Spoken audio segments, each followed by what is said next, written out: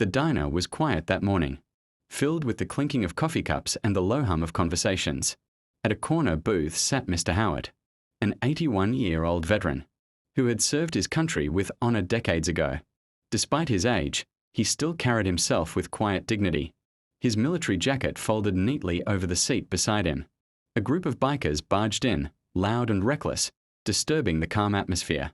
Most patrons avoided eye contact, but one biker noticed Howard sitting alone.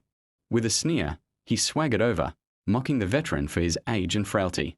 Howard tried to ignore him, but the insults grew harsher, cutting into his service and sacrifice. Finally, without warning, the biker slapped the elderly man across the face, the sound echoing through the diner. Gasps filled the room, but no one moved, fear freezing them in place. Unbeknownst to the biker, Howard's son was on his way.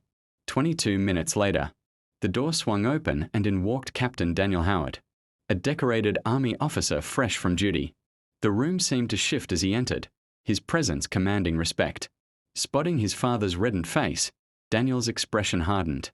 He calmly walked over, placing a protective hand on his father's shoulder, before turning to face the biker and his gang. "Did you do this?" he asked, his voice steady but laced with steel. The biker smirked, attempting to laugh it off, but his confidence faltered under Daniel's piercing gaze. The diner grew silent, the tension thick enough to choke on.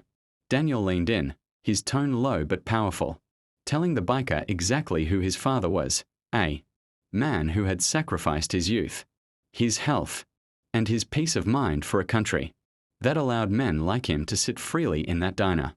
The biker's grin faded as Daniel stood taller, his army uniform gleaming with medals that told stories of battles fought and victories earned.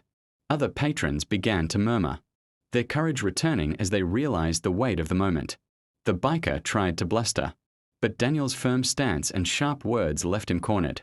Finally, with his pride crumbling, the biker muttered an apology, his voice cracking as he stumbled backward toward the door.